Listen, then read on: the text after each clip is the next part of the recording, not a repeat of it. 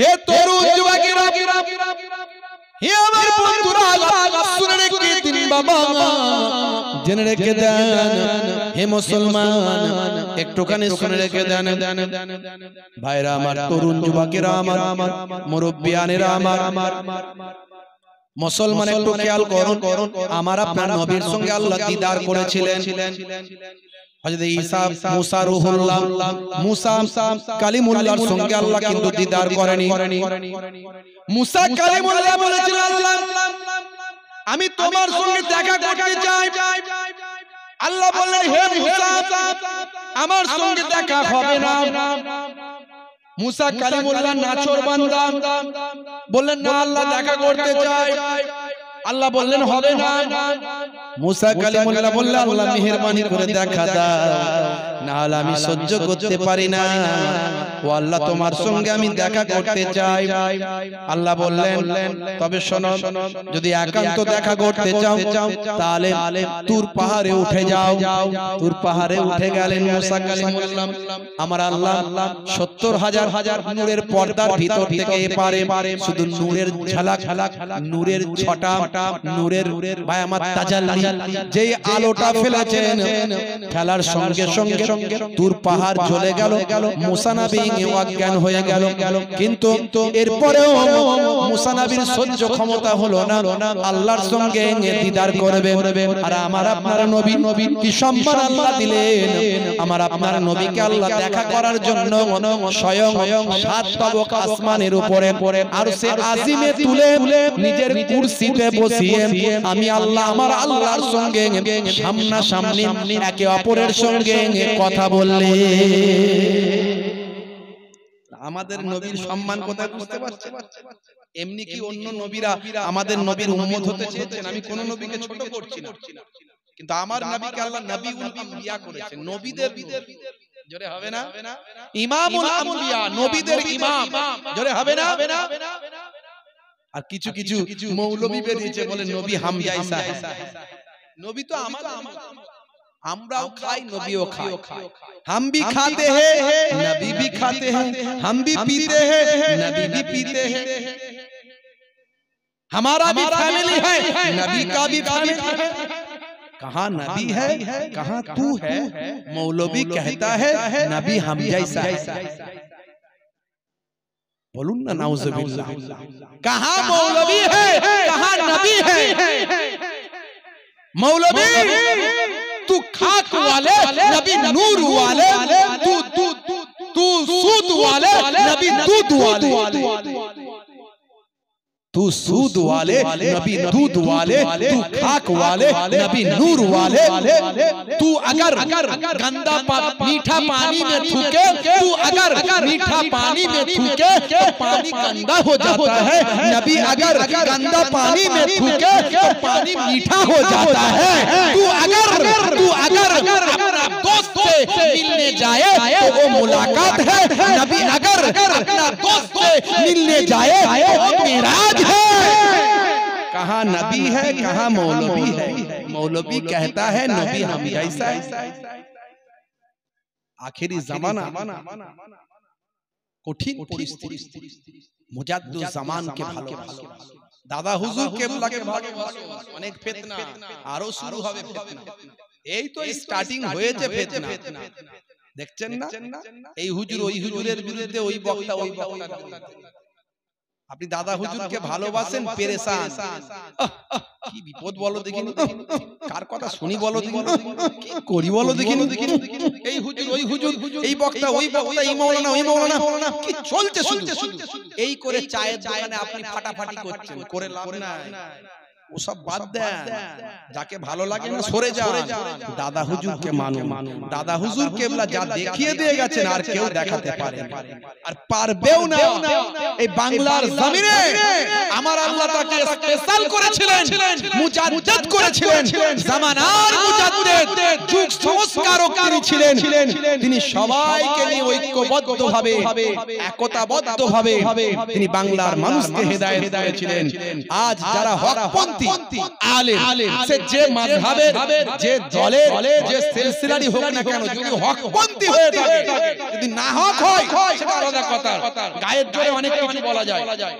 যদি হকপন্থী হয়ে থাকে, আমার দাদা হুজুরের বিরুদ্ধে কোন দলের কোন মাযহাবের কোন সিলসিলার হকপন্থী আলেমেরা আগুন তুলতে পারেনি।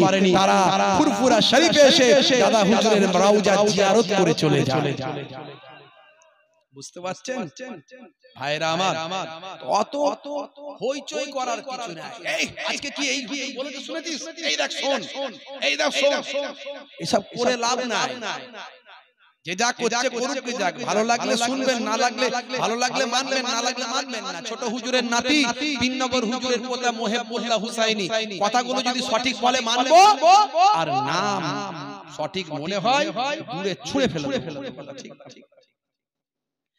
হে তরুণ যুবকেরা, হে আমার বন্ধুরা, শুনে রেখে দিন বাবা, জেনে রেখে দেন হে মুসলমান, আমার আপনার মুজাদ্দিদুজ জামান পীর আবু বকর সিদ্দিক রাহমাতুল্লাহ আলাইহি, আমার আল্লাহ কত বড় তাকে বিলায়েতের দরজা দিয়েছিলেন, কত বড় তাকে আউলিয়ার দরজা দিয়েছিলেন, ওলিয়া আল্লাহর দরজা দিয়েছিলেন। হে তরুণ যুবকেরা, হে আমার মুরব্বিয়ানেরা, তিনি কেমন উস্তাদ মেনেছিলেন, কেমন ইলম হাসিল করেছিলেন। ভাইরা আমার, এই বাংলার জমিন থেকে 86টা হাদিস তিনি কমপ্লিট করেছিলেন। 86টা হাদিস ভাই আমার, শুধু তাই নয়, বাংলার বুকে হে তরুণ যুবকেরা, যারা আলেম দেখতে পান তারা 6টা হাদিসের সনদ পায়। আর আমার আপনার পীর মুজাদ্দিদুজ জামান পীর আবু বকর সিদ্দিক রাহমাতুল্লাহ আলাইহি, তিনি মদিনা শরীফে গিয়ে সেখান থেকে 40টা হাদিস খতম করেছিলেন। 40টা হাদিসের সনদ প্রাপ্ত হয়ে বাংলার জমিনে ফিরে এসে বাংলার মানুষদের মাঝখানে হিদায়াতের আলো দিয়েছিলেন। সে সময় ইউপি, বিহার, উত্তরপ্রদেশ, লখনউ থেকে হিন্দি ভাষী আলেমদের কথা বাংলার মানুষ বুঝতে পারেনি, সেভাবে গ্রহণ করতে পারেনি। হে তরুণ যুবকেরা, হে আমার বন্ধুরা, কিন্তু বাংলা ভাষার আলেম, বাংলা ভাষার বিখ্যাত পণ্ডিত আপনার আমার পীর মুর্শিদ জামানার মস্ত বড় আলেম পীর আবু বকর সিদ্দিক রাহমাতুল্লাহ আলাইহি, বাংলার জমিন থেকে বাংলা ভাষী মানুষদের হিদায়াতের দাওয়াতটা যখন দিয়েছিলেন, বাংলার মানুষ ঘরে ঘরে ঘরে ঘরে মুজাদ্দিদুজ জামানের মাধ্যমে দ্বীন ইসলাম, শরিয়ত, আল্লাহর হুকুম, আল্লাহর আহকাম, নবী পাকের সুন্নাতটা বাংলার কোনায় কোনায়, ভারতবর্ষের কোনায় কোনায়, অর্ধ পৃথিবীর বিভিন্ন তরুণ যুবকেরা, ভাই আমার অখণ্ড ভারতবর্ষের কোনায় কোনায় মুজাদ্দিদুজ জামানের ভাই আমার নির্দেশনা তারিকা পৌঁছে গিয়েছিল।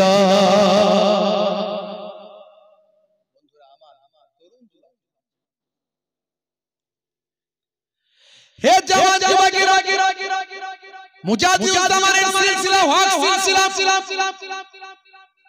শিরক করবে না, মান ইউশরিক বিল্লাহি ফাকাদ হারামাল্লাহু আলাইহিল জান্নাহ, শিরককারীর জন্য জান্নাত চিরতরে হারাম হয়ে যায়।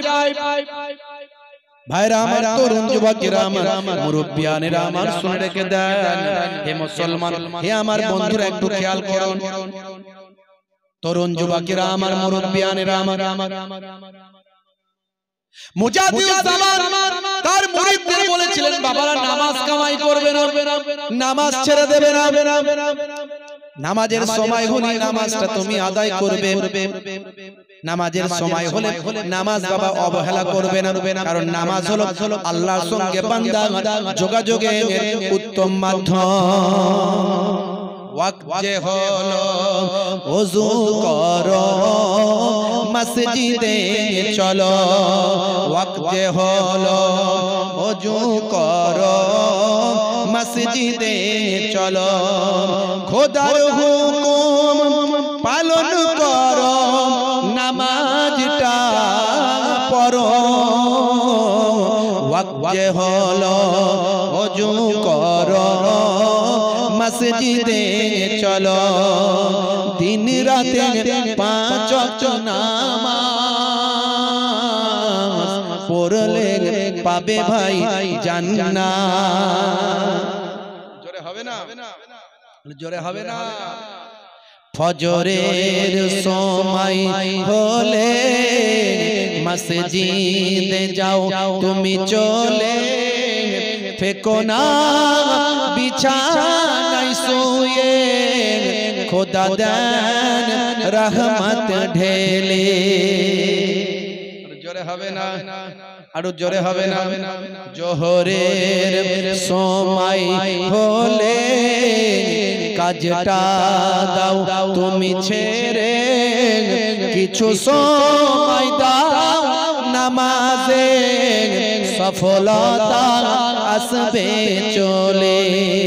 ওয়াক্ত যে হলো ওযু করো, মসজিদে চলো, খোদার হুকুম পালন করো, নামাজটা পড়ো। ওয়াক্ত যে হলো ওযু করো, মসজিদে চলো। জোরে হবে না, জোরে হবে না। মাগরিবের ওয়াক্ত আসিলে মসজিদে যাও তুমি চলে, কবরের আযাব থেকে মুক্তি প্রভু দেবে। আর জোরে হবে না, জোরে হবে না। এশার সময় হলে অবহেলা না তুমি করে, নামাজ যাও তুমি চলে, আমল নামা ডান হাতে পাবে। ওয়াক্ত যে হলো ওযু করো, মসজিদে চলো, খোদার হুকুম পালন করো, নামাজটা পড়ো। ওয়াক্ত যে হলো ওযু করো, মসজিদে চলো। বলুন না সুবহানাল্লাহ, জোরে হবে না, বলুন ইনশাআল্লাহ। ভাইরা আমার, নামাজ পড়তে গেলে পবিত্র থাকতে হবে, কথা ঠিক না? পবিত্র না থাকলে নামাজ হবে? জোরে বলেন হবে? আচ্ছা, আমাদের তো গোসল ফরজ হয়, হয় কি হয় না? প্রত্যেকেরই গোসল ফরজ হয়। অনেকে আমরা জানি না গোসলের ফরজ কটা। গোসলের ফরজ কটা? জোরে বলে কটা? বলছেন না কেন? আওয়াজ দেন। গোসলের ফরজ কটা? কিভাবে গোসল করতে হয় বলেন? কিভাবে গোসল করতে হয়? আল্লাহর নবী গোসল করতেন কিভাবে? হ্যাঁ, জানতে হবে। এগুলো মূল জিনিসগুলো শিখে নিতে হবে, লজ্জা করলে হবে। ইমাম সাহেব আছে, মাওলানা সাহেব আছে, ইমাম সাহেব শিখতে হবে। আরে হুজুর বয়স হয়ে গেছে, মরতে তো হবে, এখনো পেচ্ছাপ করে পানি নাও না। মুসলমানের ছেলে দাঁড়িয়ে দাঁড়িয়ে চালিয়ে দাও, জিন্সের প্যান্ট পরে, হাই রে হাই, পেচ্ছাপ করে পানি নেয় না। সকাল বিকেল চায়ের দোকানে আড্ডা, রদ দেখা কলা বেচা দুটোই চলছে। আছে চায়ের দোকানে 26 আছে না? হ্যাঁ, আমার পল্টু ভাইয়ের পয়সা বেশি, চায়ের দোকানে 26 ইঞ্চি। 8 থেকে 80 সবার মুখে হাসি, সেখানে গেলে সবাই তখন খুশি। চাচা আমার আসরের নামাজ পড়েও ছুটছে, যাচ্ছে কোথা? বলে পল্টুর দোকানে। কি করতে? বলে বেদের মেয়ে জোসনা দেখতে। উনি সর্বনাশ, মুসলমানের হাই রে হাই। 8 থেকে 80 সবার মুখে হাসি, পল্টু ভাইয়ের পয়সা বেশি, চায়ের দোকানে 26 ইঞ্চি, রদ দেখার কলা বেচা হয়, চাও খায় আর 26 ইঞ্চিতে হাঁ করে তাকায়। ফাটাকে টিসুমটা সামনে খুশি দেখে, ভাই আছে না নাই? চিন্টু ভাইয়ের পয়সা নাই, কি করবে? মাথায় চুলতে যায়, খদ্দের নাই। মাথা চুলকে চুলকে চিন্তা করে কি করে খদ্দের বাড়ায়। অনেক চিন্তা করার পরে মাথায় তার খুপড়িতে বুদ্ধি এসে যায়। সে বলে পল্টুর পয়সা বেশি, চায়ের দোকানে 26 ইঞ্চি, 8 থেকে 80 সবার মুখে সেখানে এলেন খুশি, আর আমার পয়সা নাই, কি করব? চিন্তা করে চুল উঠে যায়। অনেক ভাবনা করে বুদ্ধি পেয়েছি ভাই, ও রেখেছে টিভি, আমি রাখবো ঘরের বিবি। ঘরের বউকে নিয়ে এসে হাজির চায়ের দোকানে। পল্টুর দোকান থেকে চা খায় আর ভাবির কাছে পান খায়। ভাবি, তোমার হাতের পানটা খেতে কি সুন্দর। আই রে হাই, রাগ করবেন না বাবা। হে তরুণ যুবকেরা, হে আমার বন্ধুরা, রেখে দেন হে মুসলমান চায়ের দোকানে ক্যারাম খেলে চায়ের দোকানে জুয়া খেলে চায়ের দোকানে টিভি দেখে ঘন্টার পর ঘন্টা সময় নষ্ট করেছো নামাজের সময় হলে মুয়াজ্জিন 5 বার করে বলে হে নামাজি নামাজে এসো হে মুসলমান নামাজে এসো নামাজে যদি তুমি আসতে পারো আমার আল্লাহ তোমাকে কামিয়াবি দেবে আমার আল্লাহ সেটা খুলে বলো হে মুয়াজ্জিন খুলে বলো আমি আল্লাহ কামিয়াবি দেব নামাজে বান্দা এসো আর কামিয়াবিটা সঙ্গে নিয়ে বাড়িতে যাও হে জওয়ান যুবকেরা 5 বার করে মুয়াজ্জিন বারবার করে আযান দেয় কিন্তু মুসলমানের ছেলে কানের এপাশ দিয়ে ঢুকলে ওপাশ দিয়ে বেরিয়ে যায় মুয়াজ্জিন তুই যত বের বলবি বল আমি কান করেছি হাওড়ার পর এদিক দিয়ে ঢুকবে আর ওদিক দিয়ে বেরোবে রাত দিন শুনছি কিন্তু মসজিদে যাই না আছে না নাই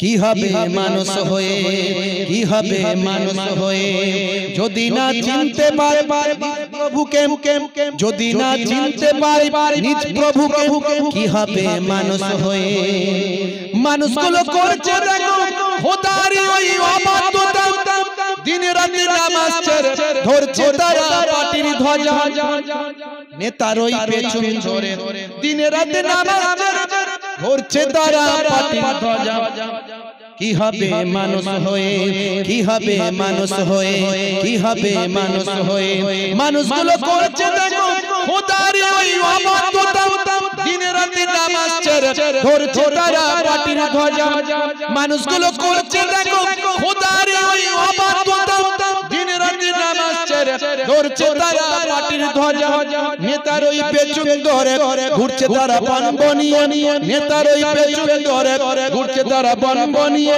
যদি একটা টিকিট পাই জমবে খেলা যদি একটা টিকিট পাই জমবে খেলা কি হবে মানুষ হয়ে কি হবে মানুষ হয়ে কি হবে ছেলে সেজে কি হবে ছেলে সেজে কি হবে ছেলে সেজে যদি না থাকতে পারে পিতা মাতার কষ্টে পাশে আছে না নাই বাপকে বলছে আব্বা জায়গাটা লিখে দেবে কোনে বলো কবে দেবে বলো মাকে বলছে মা খেতে দিবি তো দিন নালে চললাম আছে না নাই অথচ আল্লাহ বলে দিয়েছিলেন বাম্মার ইহসান করো বাম্মাকে কষ্ট দিও না বুড়ো বাম্মাকে দুঃখ দিও না নবী বলেছিলেন বাম্মায়ের পায়ের তলায় সন্তানের জান্নাত আজও ওয়াজ নসিহত হয় তাই আলহামদুলিল্লাহ বৃদ্ধাশ্রম গুলো খুঁজে দেখবেন মুসলমান ঘরের বাপ মাকে তেমন পাওয়া যাবে না পেলে একটা পেতে পারেন যাদের মধ্যে ইসলামের কালচার নাই আলহামদুলিল্লাহ না খেতে পেলেও বাপ মাকে নিয়ে থাকি কিন্তু কষ্ট দেবেন না কি হবে ছেলে সেজে কি হবে ছেলে সেজে যদি না থাকতে পারে পিতা মাতার কষ্টে পাশে কি হবে ছেলে সেজে আজকাল করছে ছেলে পিতা মাতার জায়গা জমি জীবন দশাতে তাদের নিজের নামে লেখা পড়ি আজকাল করছে ছেলে পিতা মাতার জায়গা জমি জীবন দশাতে তাদের নিজের নামে লেখা পড়ি ছেলের ওই বিয়ে গলে ঘর জামাই যাচ্ছে চলে ছেলের ওই বিয়ে গলে ঘর জামাই যাচ্ছে চলে অথবা আলাদা হলো মাকে ছেড়ে অথবা আলাদা হলো মাকে ছেড়ে নতুন বিয়ে হতে না হতে বৌমার মা শিখিয়ে দিচ্ছে সংসার ছোট কর বৌমা তো ভাবছে যে আমার বুড়ো শ্বশুর শাশুড়ি তাদেরকে যদি নিয়ে এক মুঠো খাই তো অসুবিধা কোথায় কিন্তু হলে কি হবে রাত দিন ওপর মহল থেকে ফোন আসছে তো কি করবে কিছুদিন যেতে না যেতেই বুড়ো বাপ মাকে আর দেখে না আছে না নাই বৌমা কবরে ঢুকতে হবে মা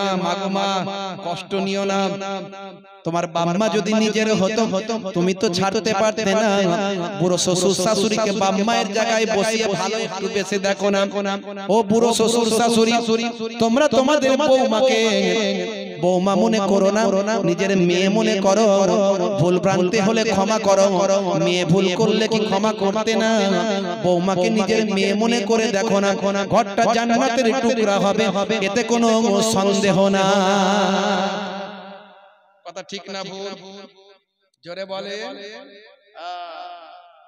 আজকাল করছে ছেলে পিতা মাতার জায়গা জমি জীবন দশাতে তাদের নিজের নামে লেখা পড়ি ছেলের ওই বিয়ে গলে ঘর জামাই যাচ্ছে চলে ছেলের ওই বিয়ে গলে ঘর জামাই যাচ্ছে চলে অথবা আলাদা হলো মাকে ছেড়ে অথবা আলাদা হলো মাকে ছেড়ে কি হবে ছেলে সেজে কি হবে ছেলে সেজে ভাঙাচোরা কবি তো মাঝে মাঝে একটু কলম চালায় বুঝতে পারছে যাতে করে মানুষের সহজে মনে রাখতে পারে কি হবে নারী হয়ে কি হবে নারী হয়ে যদি না চলতে পারে এই দুনিয়ায় বোরকা পরে যদি না চলতে পারে এই দুনিয়ায় বোরকা পরে কি হবে নারী হয়ে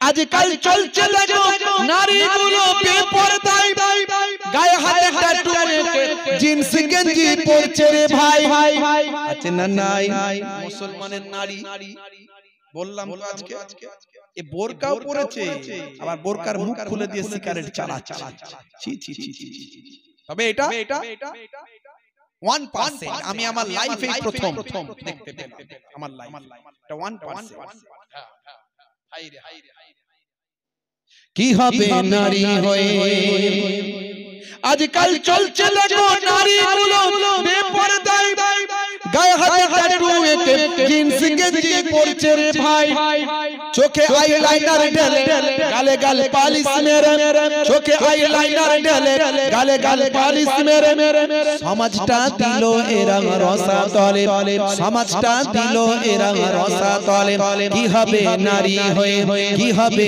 নারী হয়ে কথা ঠিক না ভুল জোরে বলেন কি হবে ছাত্র সেজে 7-8 এর ছেলে বুঝতে পারছেন রাত দিন ফ্রি ফায়ার খালি গুলি চালাচ্ছে এরা আবার ঘরে কেউ কিছু বলবে তো বাঁশ বাগানে ঝাড়ে যায় বাঁশ বাগানে ঝাড়ে বাঁশ বাগানে ঝাড়ে নদীর পাড়ে পুকুরের ধারে হ্যাঁ আম বাগানে জাম বাগানে ওদের জেন ভূতেরও ভয় নাই কোথায় বিরান ভূমি পড়ে আছে বিরান ঘর পড়ে আছে দীর্ঘদিন সে ঘরে কেউ নাই ওই ভাঙা ঘরের ভিতর বসে চার পাঁচটা ছেলে দেখবে মাথা নিচু করে গুলি করি যাচ্ছে গুলি আর শেষ হয় না রাতের বেলা ঘুমের ঘরেও গুলি চালায় সেদিন একটা ভিডিও ভাইরাল হয়েছিল বুঝতে পারছেন হসপিটালের বেডে পড়ে পড়ে গুলি চালাচ্ছে ডাক্তার বলছে সাইকো রোগ হয়ে গেছে সাইকো সাইকিয়াট্রিক মানসিক রোগ নার্ভের সঙ্গে অ্যাডজাস্ট হয়ে গেছে আর নবী বলেছে নেশা হলো হারাম এই যারা ঘন্টার পর ঘন্টা ফ্রি ফায়ার পাবজি অনলাইন মোবাইলে চালিয়ে যায় বিছানায় শুয়ে শুয়ে রাতের বেলা বুঝতে পারছেন এই শীতকাল কম্বলের ভিতর মুড়িয়ে দিয়ে বাপ মা যাতে শুনতে না পায় আওয়াজও কমিয়ে দেবে লাইটও কমিয়ে দেবে দিয়ে তার মাঝখানে একটা ভিডিও ভাইরাল হয়েছে দেখবেন কাবা ঘরের সামনে বসে আছে বুঝতে পারছেন কাবা ঘরের সামনে বসে আছে নবীর আল্লাহর ঘরের মেহমান আল্লাহর ঘরের মেহমান সেখানে বসে বসে পাবজি না ফ্রি ফায়ার খেলছে মোবাইলে অন্য একজন সেটাকে আবার ক্যামেরা করেছে করে আবার ভাইরাল দেখবেন অনেকে দেখেছে কাবা ঘরের সামনে কেউ শান্তি নাই মারাত্মক নেশা বাম্মা যাচ্ছে হয়তো হজে যাবি বলে নিয়ে চলে গেছে সে তো হজে যাওয়ার লোক নয় সে তো ফ্রি ফায়ার খেলার লোক তা আল্লাহ তার নসিবে রেখে হয়ে গেছে কোন একটা ভালো কাজ হয়তো আছে তার জন্য কবুল হয়েছে নালে যেতে পারতো না কিন্তু সেখানে কেউ ছাড়ে হাইরে হাইরে হাইরে মুসলমানের ঘরের ছেলে বাচ্চা বয়সে হাইরে হাইরে হাইরে কি হবে ছাত্র সেজে আজকাল ছাত্র দেখো সিগারেটের ধোঁয়া মারে বাটি চুল্লাল করে কুরুক মুরগি ওরা সাজে মাথার এদিকটা ফাঁকা এদিকটা চেচে ফাঁকা এদিকটা চেচে ফাঁকা খালি ওপরটা ঢাকা তাকে আবার চুলটাকে উল্টে দিয়ে আবার কালারিং করেছে কাকাতো আর মাথায় ঝুঁকি খ্যাক্সিয়ালি পালায় ছুটি গরু বাছুর দাঁড়িয়ে আছে ঘুঘু পাখি ডাকছে গাছে মারাত্মক ব্যাপার কি ভাইরাস রে ভাই কতজন আমার স্কুলের কত ছেলেকে যে চুল কাটা করিয়েছি হতভাগা। কাল যদি দেখি এখন তো মারা টারা নিষেধ, আর আমিও মারি না কিন্তু বকি, আমাকে ওরা মানে, এলাকার লোকজন মানে, তো পীরের ঘরের নাতি পোতা ও বলছে বলুক, ও হুজুর বলবো এরকম শুনতে হবে, বুঝতে পারছো? কাল থেকে পিটিয়ে ছাতু বানিয়ে ফেলবো একদম। চোখ দেখায় মারতে হয় না, মারি না, তো পরের দিন আবার কেটে কুটে আসে, বুঝতে পারছো? আজকাল ছাত্র দেখো শিকারের ধোঁয়া মারে, বাটি চুল লাল করে কুরুক মুরগি ওরা সাজে, না পরে ফাঁকি মেরে মিথ্যা বাপ মাকে বলে, না পরে ফাঁকি মেরে মিথ্যা বাপ মাকে বলে। লাইফে পাইপ ওরা দিল ভরে, লাইফে পাইপ ওরা দিল ভরে। কি হবে ছাত্র সেজে, কি হবে ছাত্র সেজে, কি হবে হুজুর সেজে, কি হবে হুজুর সেজে। আমার মতো হুজুরের তখনই মূল্য আছে যখন আমি ভালো ভালো কথা মানুষের কাছে পৌঁছাবো, মানুষ গ্রহণ করবে, আর আমার দ্বারায় মানুষ হেদায়েত হবে, আমার দ্বারাই মানুষ বেহেদায়েত হবে না, তখনই আমার মতো হুজুরের দাম। না হলে আমার মতো হুজুরের কোনো দাম নাই। আমার দ্বারাই যদি ফিতনা হয়, ঝগড়া হয়, অশান্তি বাড়ে, আমার কোনো দাম নাই। তাই লিখেছি কি হবে হুজুর সেজে, যদি তার কথাতে ওই সমাজেতে ঝগড়া বাড়ে, যদি তার কথাতে ওই সমাজেতে ঝগড়া বাড়ে। কি হবে হুজুর সেজে, কি হবে হুজুর সেজে। আজকাল কত হুজুর বক্তৃতা দেয় স্টেজেতে, তাদের কথাই মুসলমান ভাই ভাই ঝগড়া করে।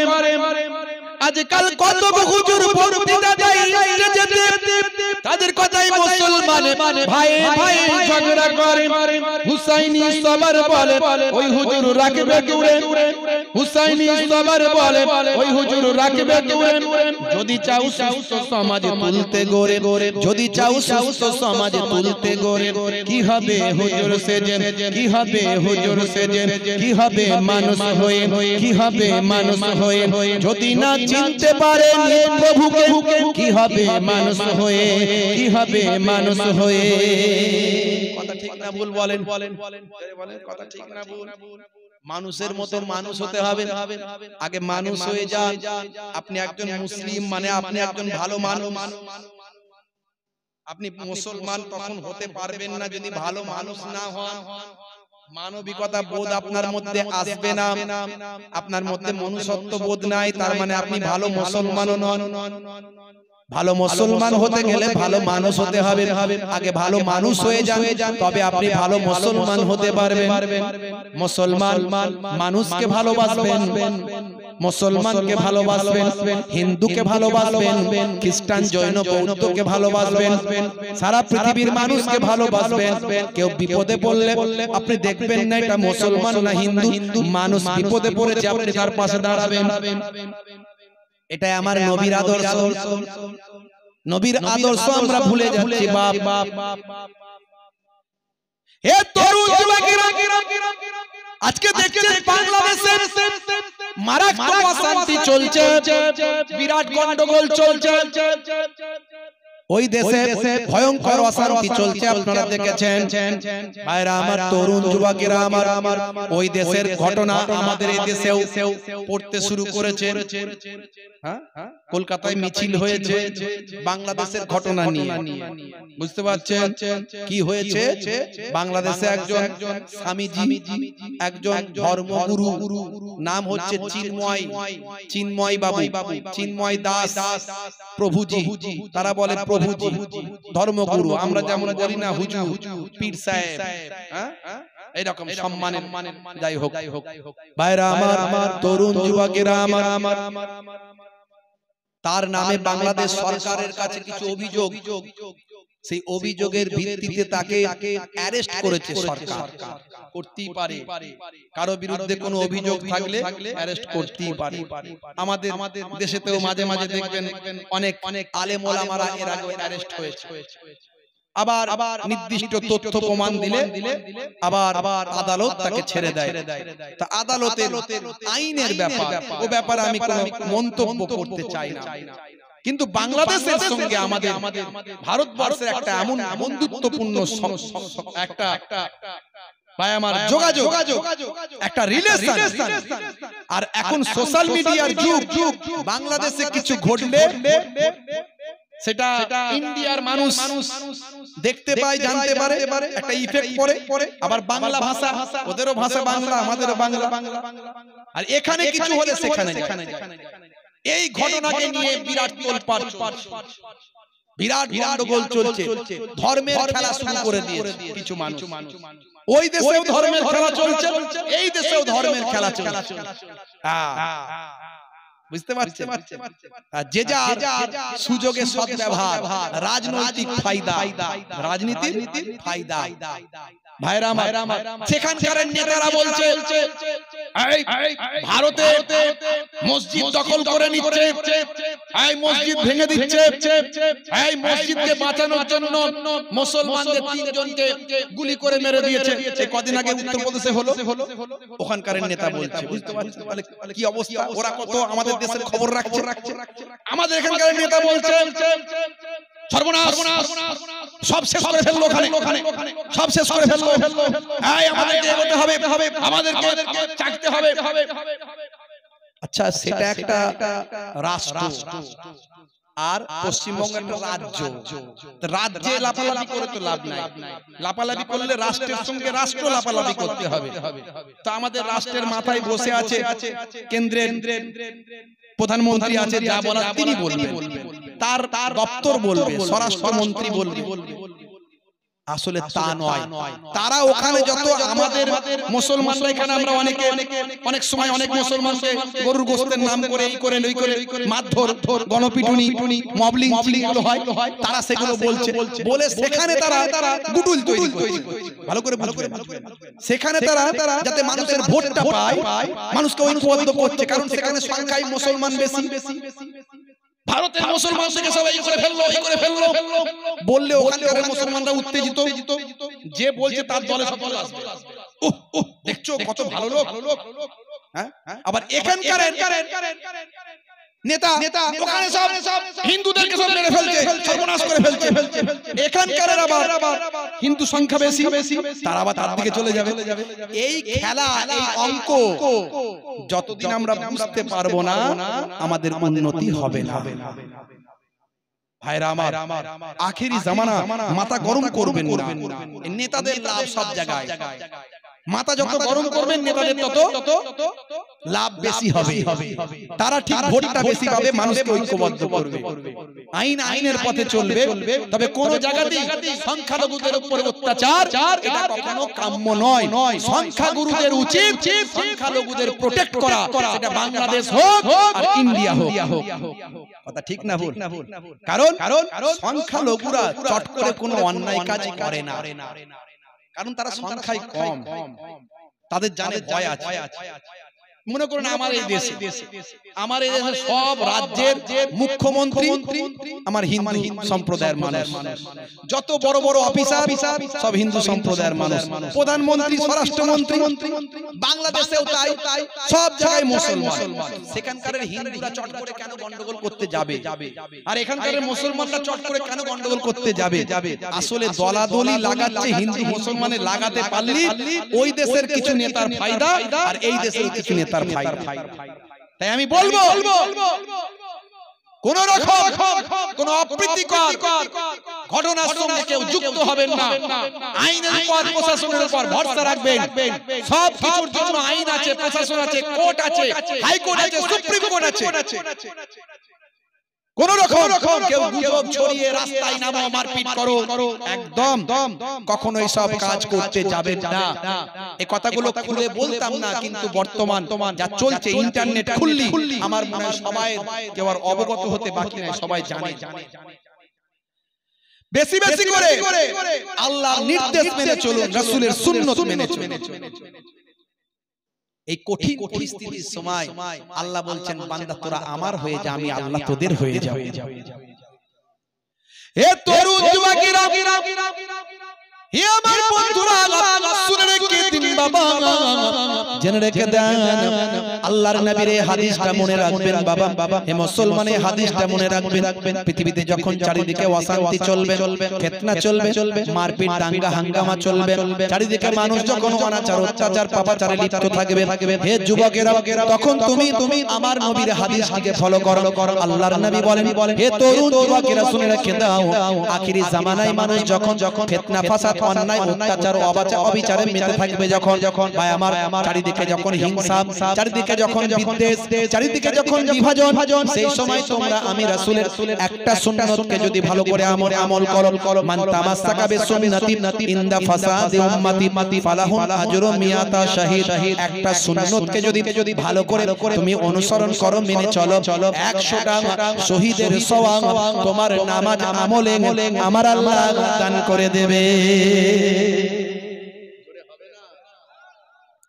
আজ থেকে আপনি নামাজি পাঁচ ওয়াক্ত নামাজি হয়ে যান রাসূলের সুন্নাত ওয়ালা হয়ে যান আপনার জবানের দোয়া আল্লাহ কবুল করে নেন আমার আল্লাহর আশিক হয়ে যান আমার আল্লাহর আশিককে আমার আল্লাহ ফেরাতে পারেন না নবীর আশিককে আমার আল্লাহ ফেরাতে পারেন না হে তরুণ যুবকেরা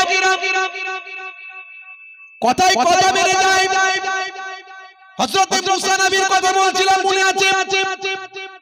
মনে আছে তো নাকি কি বলছিলাম একটা মহিলা বাচ্চা হয় না তাই তো নাকি মনে বড় দুঃখ মনে আছে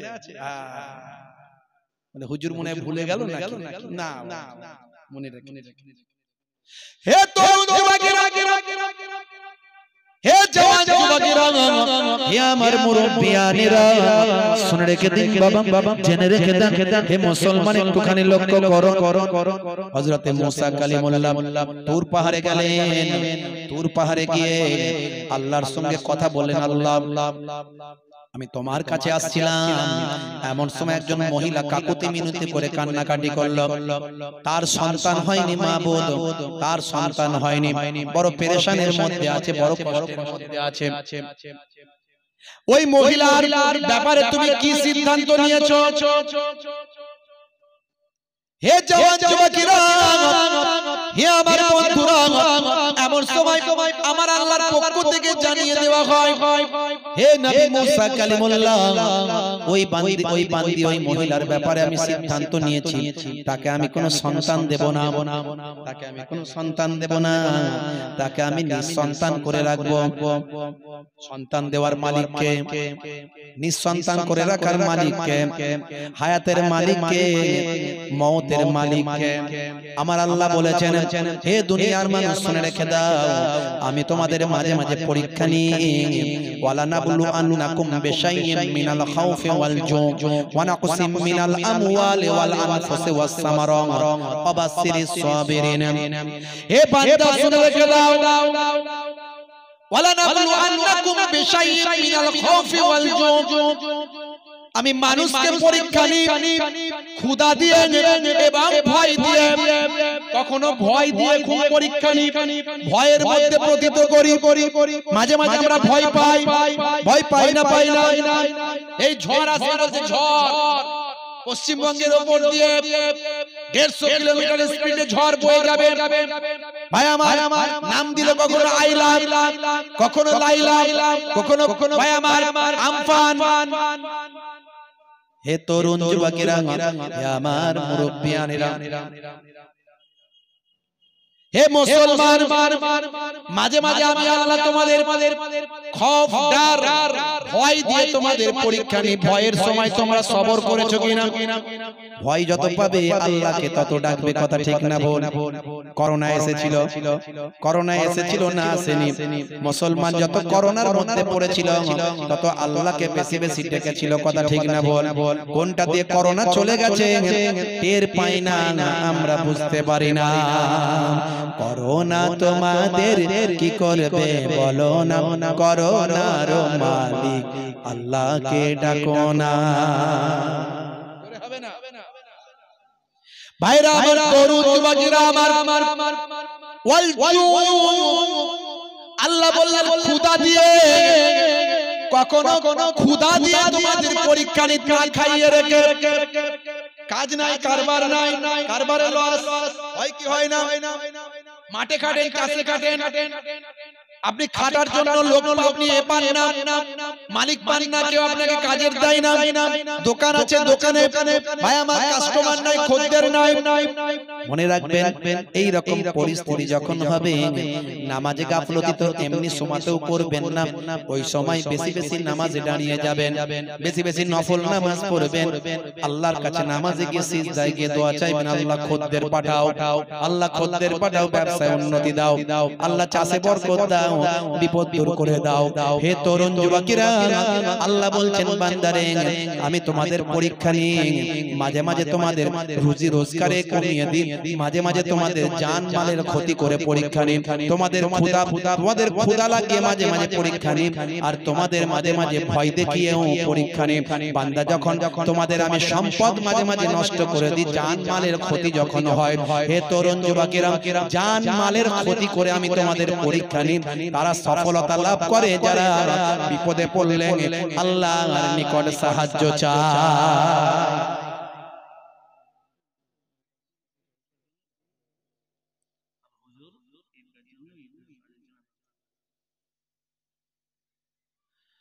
হে তরুণ যুবকেরা, হে আমার বন্ধুরা, হে আমার মুরব্বিয়ানিরা, শুনে রেখে বাবা সন্তান দেওয়ার মালিক কে? জোরে বলেন কে? ভাইরা আমার, মুসা কালিমুল্লাহকে আল্লাহ বললেন, হে মুসা কালিমুল্লাহ, ওই মহিলা আমি সন্তান দেব না, ওই মহিলাকে আমি বন্দা করে রাখবো, ওই মহিলাকে আমি সন্তান দেব না, এটাই তার তাকদিরে লিখে দেওয়া হয়েছে।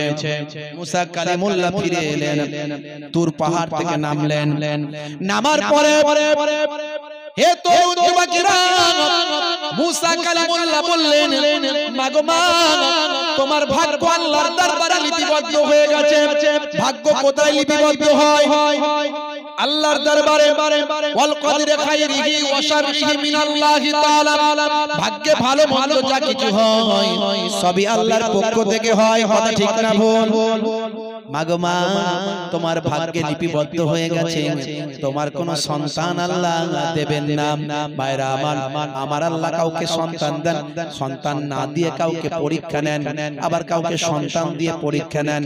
বান্দা তুমি কেমন আমার ধৈর্য ধারণ করেছো, কেমন আমার শুকরিয়া আদা করেছো, কেমন আমাকে মেনেছো।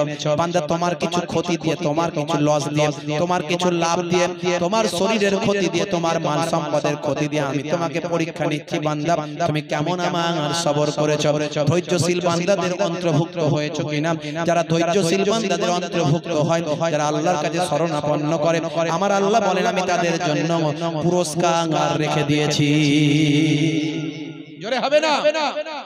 তোমার বুকে রাখো আল্লাহরই ভয়, আসবে না কোনদিন কোনো পরাজয়, আসবে না কোনদিন কোনো পরাজয়। হে তরুণ যুবকেরা, হে আমার বন্ধুরা, হে আমার মুরব্বিয়ানিরা, শুনে রেখে বাবা এমন সময় দেখতে পাওয়া যায় মুসলমান, একটু লক্ষ্য করো, হে জওয়ান যুবকেরা, হে আমার মুরব্বিয়ানিরা, সেই সময় মুসা নবীর কাছে ওই মহিলা যখন এই খবরটা শুনলেন, ঝরঝর করে কাঁদতে লাগলো, কেঁদে কেঁদে অস্থির হয়ে পড়ল। মুসা নবী বললেন, মাগো মা, কেঁদো না, আমার আল্লাহ তোমার তাকদীরে যেটা রেখেছেন সেটা দিয়ে তুমি খুশি হয়ে যাও, কারণ আমার আল্লাহ মানুষকে পরীক্ষা নিয়ে থাকেন, তুমি আল্লাহর পরীক্ষায় উত্তীর্ণ হও মা। সবরকারীর সঙ্গে আল্লাহ আছেন, ইন্নাল্লাহা মাআস সাবিরিন, আমার আল্লাহ কোরআন মাজিদে বলেছেন ধৈর্যশীল বান্দা বান্দীদের সঙ্গে আমি আল্লাহ থাকি। হে তরুণ যুবকেরা, মুসা কালিমুল্লাহ এইভাবে চলে গেল কয়েক মাস, কয়েক মাস, মাসের পর মাস এভাবে চলে গেল, বেশ বহুদিন কেটে গেল। হে তরুণ যুবকেরা, একদিন মুসা নবী জানতে পারলেন, হুজুর আপনি যে মহিলাকে সংবাদ দিয়েছিলেন যে মহিলাকে আল্লাহ বাচ্চা দেবেন না, সে তো বাচ্চার মা হয়ে ঘুরে বেড়াচ্ছে, আর তার বাচ্চা তার বাচ্চা খেলে ধুলে বেড়াচ্ছে, তার বাচ্চা খেলে ধুলে বেড়াচ্ছে। আপনি বলেছিলেন তার বাচ্চা হবে না, আল্লাহ বলে দিয়েছেন। তাহলে আজকাল আল্লাহর ওয়াদাও কি ফেলটেল হচ্ছে নাকি? আল্লাহর ওয়াদাও ফেলটেল হচ্ছে। হে তরুণ যুবকেরা, হযরত মুসা কালিমুল্লাহ এই খবর শুনে ওই মহিলার বাড়িতে গেলেন। কিতাবের মধ্যে দেখতে পাওয়া যায় ওই মহিলার বাড়িতে গেলেন, গিয়ে দেখেন মহিলার বাচ্চা খেলাধুলা করছে। ভাই আমার, বয়স খুব কম, এই অল্প দিনের বাচ্চা কিন্তু খেলাধুলা করছে তার বাপের সঙ্গে। হে জওয়ান যুবকেরা, হযরতে মুসা কালিমুল্লাহ চলে গেলেন তুর পাহাড়ে। আবার চলে গেলেন তুর পাহাড়ে, গিয়ে আল্লাহর সঙ্গে কথা বলে, আল্লাহ গো এটা কেমন হলো? তুমি বলেছিলে তার বাচ্চা হবে না, এখন দেখছি তার বাচ্চা তুমি দিয়েছো, কি ব্যাপার? আল্লাহ বললেন, হে নবী মুসা, এর ভিতরে একটা ঘটনা আছে। বলে আল্লাহ কি ঘটনা? ঘটনা আমি নিশ্চয় বলবো, কিন্তু একটা শর্ত আছে। কি শর্ত? আল্লাহ, হে নবী মুসা কালিমুল্লাহ, যাও যাও যাও, তুমি তুর পাহাড় থেকে নেমে যাও, নেমে গিয়ে আমার কোন আশিকের শরীর থেকে কিছু গোশত কেটে নিয়ে আসো। যাও, আমার কোন আশিক যদি তার নিজের গোশত দেয় সেটা প্লেটে করে আমার কাছে নিয়ে এসো। যাও, আমার আশিকের গোশত আমার কাছে কেটে নিয়ে এসো, আমি তারপর তোমার কাছে সবকিছু বলবো। হযরত মুসা কালিমুল্লাহ চিন্তা করলেন, হায় রে হায়, কোন মানুষের গোশত কেটে নিয়ে যেতে হবে? মানুষের গোশত কি কেউ কেটে দেবে? জোরে বলেন, কেটে দেবে? হে জওয়ান যুবকেরা, বন্ধুরা আমার শুনে, এমন সময় দেখতে পাওয়া যায় মুসা কালিমুল্লাহ আল্লাহকে তো আর প্রশ্ন করতে পারেন না, প্রশ্ন করার হুকুম আছে। আল্লাহ বলে দিয়েছেন যাও। তা আল্লাহর সঙ্গে কি আর বারবার তর্ক করতে পারবো? হ্যাঁ, নবী কি পারবেন? আল্লাহর ফয়সালার উপরে কথা বলা যাবে?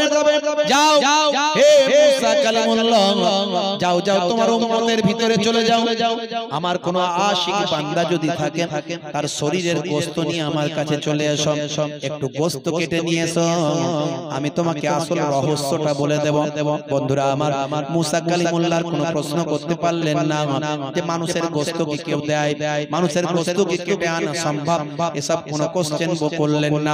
মুসা কালিমুল্লাহ চলে গেলেন তার গোত্রের কাছে, তার সম্প্রদায়ের কাছে, সমস্ত সম্প্রদায়ের মানুষের কাছে বলতে লাগলেন, হে আমার সম্প্রদায়ের মানুষ, শুনে রেখে দাও, আল্লাহর সঙ্গে আমার কথা হয়, আমি কথা বলে জানতে পেরেছিলাম যে ওই মহিলা আমার কাছে বলেছিল দোয়া চাওয়ার জন্য। আমি আল্লাহর কাছে জানতে চেয়েছিলাম, আমার আল্লাহ বলেছেন ওই মহিলার আমি কোনো বাচ্চা দেব না, এটাই তার ভাগ্য, এটাই তার তাকদীর। কিন্তু আজকে তার বাচ্চা হয়েছে। তোমরা সবাই জানো, আমি আল্লাহর কাছে যখন বললাম, আল্লাহ বললেন যাও, কোন আমার আশিক বান্দার শরীরের গোশতের টুকরো কেটে নিয়ে আসো, গোশত কেটে নিয়ে আসো। এমন সময় আল্লাহ গোশত যদি নিয়ে যায়, তাহলে আমার আল্লাহর আসল রহস্যের কথা বলবেন, কে দেবে গোশত? এই কথা শোনার পরে তারা সব অস্থির হয়ে গেল। সবাই এসে কি বলবে নাকি, এই নিন হুজুর আমার গোশত নিন, বলবে? গোশতের খবর সব পালাত, কাছে আর কেউ দাঁড়াচ্ছে না। হুজুর হুজুর বলে, কই গো বাবা, তোমার শরীর থেকে গোশত দাও না, কেটে দাও একটু গোশত। তো দেখলি তো পালাত গোশত কিনে। হে তরুণ যুবকেরা, বনি ইসরাইলের মানুষগুলো মুসা নবীকে কেউ শরীরের গোশত দিল না। এমন সময় দেখতে পাওয়া যায় মুসা কালিমুল্লাহ খালি প্লেট তুর পাহাড়ের উদ্দেশ্যে রওনা দিচ্ছেন, আল্লাহ তাআলাকে গিয়ে বলবো আল্লাহ কেউ গোশত দেয়নি শরীরের, কোন তোমার আশিক বান্দা যারা দাবি করে এমন কেউ গোশত দিল না। এমন চিন্তা করে মুসা কালিমুল্লাহ তুর পাহাড়ের দিকে চলে যাচ্ছেন। হে জওয়ান যুবকেরা, এমন সময় পথে দেখলেন, পথে দেখতে পেলেন একজন বায়ামা, একজন আশিক বান্দা, একজন দরবেশ বান্দা পথে বায়ামার বসে বসে আল্লাহর দরবারে হাত তুলে দোয়া চাইছে, ঝরঝর করে কাঁদছে, আল্লাহর দরবারে হাত তুলে দোয়া চাইছে। বায়ামার বড় দুর্বল মানুষ, বড় রুগ্ন মানুষ, বড় জয়ীফ মানুষ, বড় কমজোর মানুষ, পথের এক প্রান্তে বসে বসে আল্লাহর দরবারে দোয়া চাইছে। মুসা কালিমুল্লাহ যখন তার সামনে দিয়ে যাচ্ছে, সেই দরবেশ মানুষটি বললেন, হে নবী মুসা, আমি আপনাকে চিনি, আপনি যাচ্ছেন কোথায়? আপনি যাচ্ছেন কোথায়? বলে আমি আল্লাহর সঙ্গে কথা বলার জন্য যাচ্ছি। সবকিছু খুলে বললেন।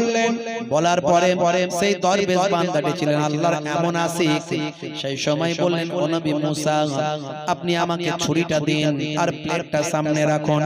এই বলে নিজের হাত থেকে চোখ বন্ধ করে আল্লাহর নাম নিয়ে কিছুটা গোশত কেটে দিলেন। দেওয়ার পরে মুসা কালিমুল্লাহ বললেন, আলহামদুলিল্লাহ, এক আল্লাহর বান্দা গোশত তো পাওয়া গেল, আল্লাহর দরবারে গিয়ে জমা দেব। এমন সময় ভাই আমার মুসা কালিমুল্লাহ কিছুটা চলে গেছেন, আবার ওই ব্যক্তি ডাকছেন, ও নবী মুসা কালিমুল্লাহ যাবেন না, এদিকে আসুন, এদিকে আসুন। সেই সময় মুসা কালিমুল্লাহ বললেন, কি হলো বাবা, কি হলো হে দরবেশ, কেন ডাকছেন? সেই সময় তিনি বললেন, আল্লাহ কিসের গোশত শরীরের চেয়েছেন, কোন জায়গার গোশত চেয়েছেন আমি তো জানি না। আপনি বললেন আল্লাহ গোশত চেয়েছেন কোন আশিক বান্দা, আমি আল্লাহর আশিক কিনা আমি বলতে পারবো না। তবে আমার আল্লাহ যদি আমার জীবন চাইতেন আমি জীবনটা দিয়ে দিতাম, কেবলমাত্র আমি আমার গোশতটা দিয়েছি একটু হাতে। কিন্তু কোন জায়গার গোশত আল্লাহ চেয়েছেন আমি তো জানি না। দিন দিন আরেকবার প্লেটটা দিন, আমি আমার ঘাড়ের কিছুটা গোশত দিই। ঘাড় থেকে ছুরি মারলেন, কিছুটা গোশত তুলে নিলেন চেঁচে, সেখান থেকে নিয়ে সেটা প্লেটে দিলেন, দিয়ে বললেন, এবার যান, আমার ঘাড়ের গোশতটা দিলাম, জানি না আমার আল্লাহ কি কোন জায়গার গোশত চেয়েছেন। সেই সময় মুসা কালিমুল্লাহ চলে যাচ্ছেন, আবার ডাক দিয়েছেন, হে নবী মুসা কালিমুল্লাহ শুনুন, শুনুন, এদিকে আসুন। আবার ডাক দিয়েছে, মুসা কালিমুল্লাহ এসে হাজির। কেন ডাকছেন বাবা? বলে হুজুর, আল্লাহর নবী, আমার আল্লাহ আশিকের গোশত চেয়েছেন, কিন্তু কোন জায়গার গোশত চেয়েছেন আমি জানি না। আমার মনে হয়েছে কাল্প হলো সবচেয়ে ভালো জায়গা, কল্প হলো সবচেয়ে ভালো জায়গা, অন্তর হলো সবচেয়ে ভালো জায়গা। আসুন একবার প্লেটটা দিন, আমি আমার কাল্পের ওপরের, আমি আমার কাল্পের ওপরের সামান্য গোশতটা এখান থেকে কেটে দিয়ে, যদি আমার আল্লাহর পছন্দ হয়ে যায় আমার জীবনটা ধন্য হয়ে যাবে। কাল্পের খানিকটা গোশত ছুরি দিয়ে কেটে প্লেটে রাখলেন, রেখে দিয়ে বললেন, জান জান, ও নবী মুসা কালিমুল্লাহ আমার আল্লাহর দরবারে গিয়ে আমার পক্ষ থেকে সালামটা জানিয়ে দেন, আর আশিকের খাতায় আমার নাম আছে কিনা জানি না, আমি আমার গোশত দিলাম, আল্লাহ যদি চাইতেন জীবনটাও আমি দিয়ে দিতাম। জোরে হবে না, জোরে হবে না। হে তরুণ যুবকেরা, বন্ধুরা আমার শোনো, মুসা কালিমুল্লাহ তুর পাহাড়ে চলে গেলেন, আল্লাহর সঙ্গে কথা হলো, আল্লাহ এই নিন আপনার একজন আশিককে পেয়েছিলাম, কেউ তো গোশত দেয়নি, একজন আশিক তিন জায়গার গোশত দিয়েছেন, আপনার যেখানকার গোশতটা পছন্দ সেখানটা গ্রহণ করুন। আল্লাহ বললেন, হে মুসা আমার গোশত লাগবে না, শোনো শোনো শোনো, আমি তোমাকে জানানোর জন্য বোঝানোর জন্য এটা বলেছিলাম। আর শোনো, তুমি বলেছিলে যে আল্লাহ আপনি বলেছেন ওই মহিলা কোনো সন্তান হবে না, সন্তান কেন হলো? আল্লাহ আপনার ওয়াদা কি ফেল হচ্ছে? না না হে নবী মুসা কালিমুল্লাহ আমার ওয়াদা ফেল হয় না, তাকদীরকে পরিবর্তন করা হয়েছে, ওই মহিলার তাকদীরটা পরিবর্তন হয়েছে। তবে শোনো আসল ঘটনা, হে নবী মুসা কালিমুল্লাহ শোনো আসল ঘটনা। তুমি যখন তুর পাহাড় থেকে নেমে ওই মহিলাকে শুনিয়ে দিলেন, হে মহিলা, তোমার সন্তান হবে না। ওই মহিলা কাছ থেকে তুমি চলে গেলে। ওই মহিলা ঝরঝর করে কেঁদেছিল, এতটাই কাঁদতে কাঁদতে সে বিভোর হয়ে গিয়েছিল, কেঁদে কেঁদে অস্থির হয়ে গিয়েছিল। আহারে আমার সন্তান হবে না, আমি সন্তানের কোনোদিন মা হতে পারবো না। সে প্রচন্ড পরিমাণে কেঁদেছিল। এমন সময় দেখতে পাওয়া যায় এই দরবেশ প্রচন্ড পিপাসা পেয়েছিল। ওই মহিলার বাড়িতে গিয়ে বলেছিল, মা আমাকে একটু পানি পান করাও। বলার সঙ্গে সঙ্গে ওই মহিলা মনেতে শয়তান উদিত হয়েছিল। আমাদের হৃদয়ের ভাই, আমার হৃদয়ের ভিতরে শয়তান ঢুকে আমাদের ওয়াসওয়াসা দেয়। আমার আল্লাহ কোরআন মাজিদে জানিয়ে দেন, কুল আউযু বিরাব্বিন নাস মালিকিন নাস ইলাহিন নাস মিন শাররিল ওয়াসওয়াসিল খান্নাস আল্লাযী ইউওয়াসবিসু ফি সুদুরিন নাস মিনাল জিন্নাতি ওয়ান নাস। সুদূর মানে বুকে, হৃদয়ে, মানুষের হৃদয়ে। ভাই আমার জিনের পক্ষ থেকে, মানুষের পক্ষ থেকে শয়তান ওয়াসওয়াসা দেয় বাবা। ওই মহিলার হৃদয়ে শয়তান ওয়াসওয়াসা দিয়েছিল, তুমি তো সন্তানের মাই হতে পারবে না। লোককে পানি খাইয়ে কি লাভ? কেন পানি খাওয়াতে যাবে? আল্লাহর নামে পানি দিতে বলছে, ফি সাবিলিল্লাহ একটু পানি খাওয়াতে বলছে, আল্লাহর নামে একটু দান করতে বলছে পানি। কেন তুমি তাকে পানি পান করাতে যাবে? মনে তার এটা উদয় হয়েছিল। সেই সময় ভাই আমার দোস্ত, আমার ওই মহিলা সবর করে নিয়ে শয়তানের চক্রান্ত থেকে পানা আছে। আউযু বিল্লাহি মিনাশ শাইতানির রাজিম।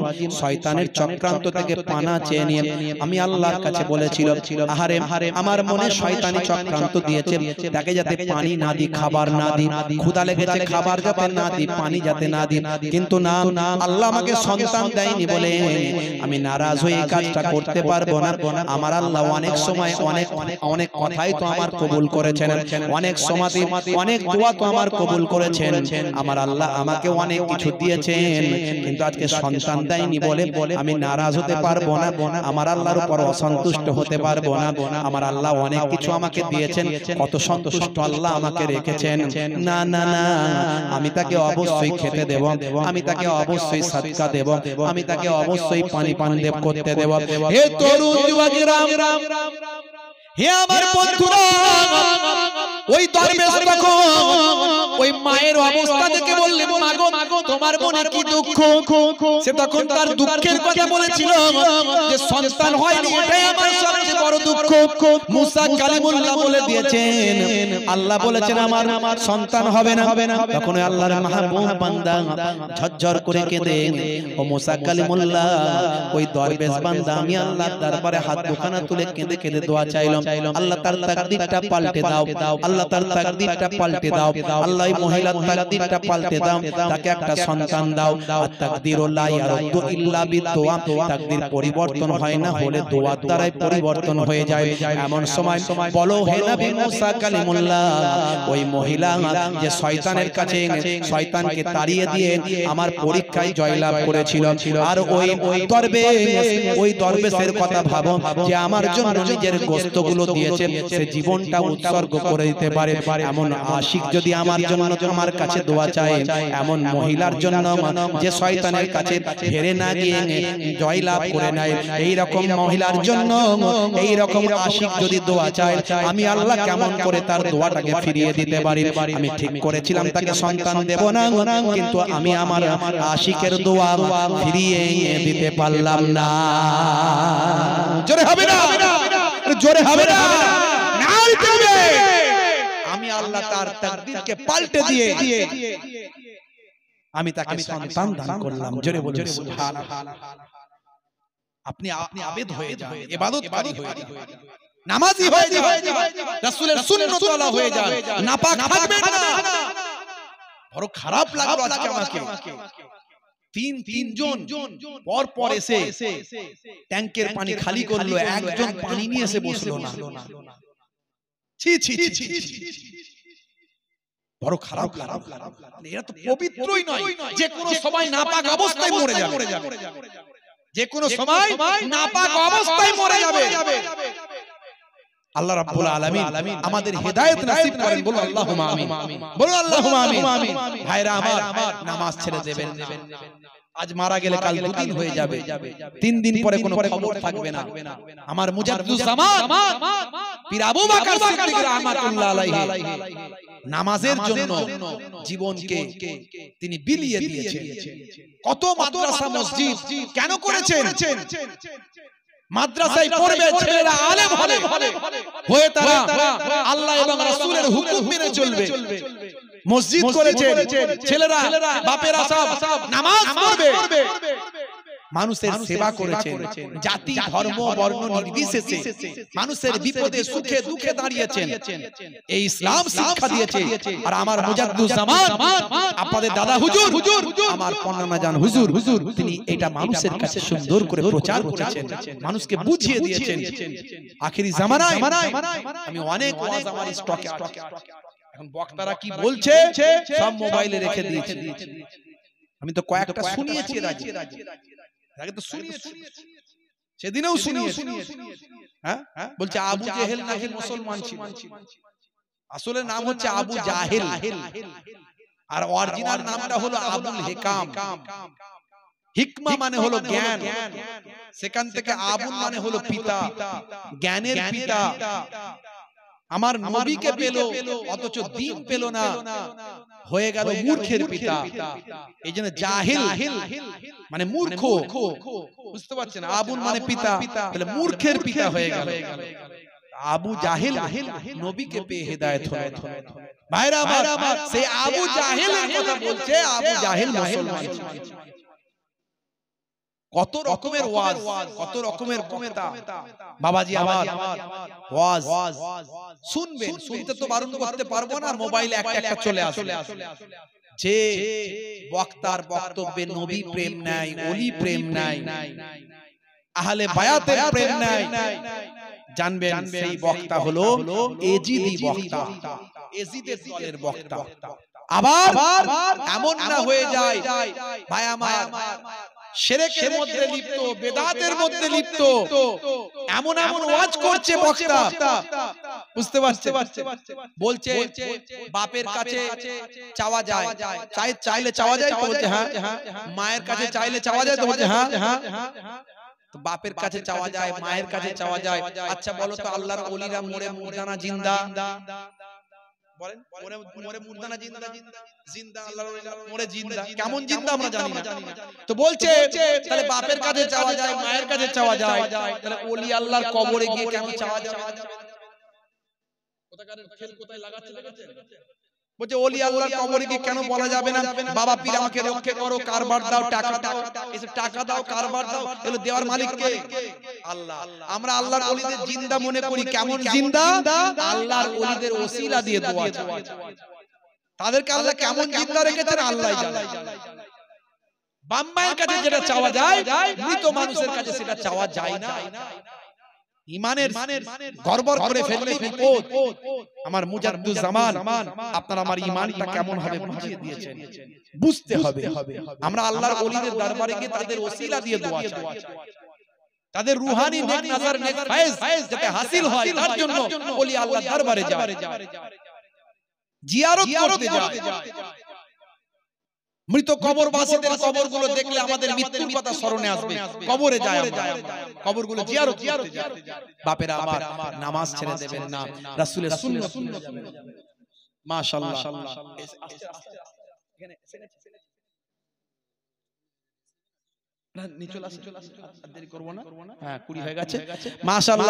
মামাজান হুজুর কেবলা তিনি চলে এসেছেন, আপনারা খুশি তো নাকি? খুশি তো নাকি? নারে তাকবীর, নারে তাকবীর। সিলসিলা হক ফুরফুরা শরীফ, সিলসিলা হক ফুরফুরা শরীফ। মাশাআল্লাহ। ভাইরা বললেন যে হুজুর এই 10টা মিনিট সময় আছে, আর 5-10 মিনিট সময় আছে, একটুখানি আপনাদের কাছে এই জলসার ব্যাপারে একটুখানি চাঁদা দেওয়ার কথা বলছেন। আপনারা তো দিয়েছেন, আরো দেবেন। তো আমি আপনাদের ভাই, আপনাদের বুঝতে পারছেন, দুই দরবারের দুই খানদানের মেহমান।